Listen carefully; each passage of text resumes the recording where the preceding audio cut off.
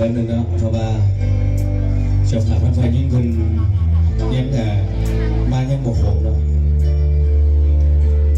ทานแขกที่ไม่เกียรติทุกทานด้วย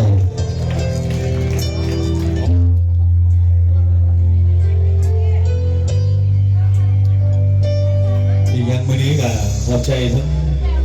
มือกล่องน้ำแดงจะมาชิมสักครั้งก็อย่าลืมถ่ายเอาทั้งมือกี้บอร์ดน้ำแดงไป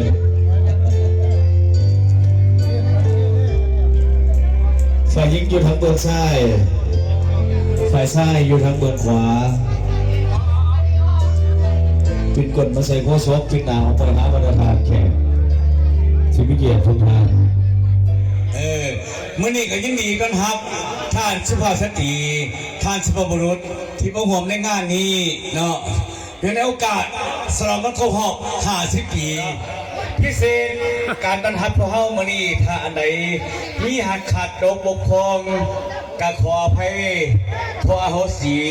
นำท่านสุภาพบุรุษและสุภาพสตรีท้ายนี้โอกาสปีใหม่แล้วสิมาฮอดแล้วเนาะอีกบ่โดนอีกประมาณ30 วันก็สิมาฮอดแล้วขอขอบใจตบมือซ้ำ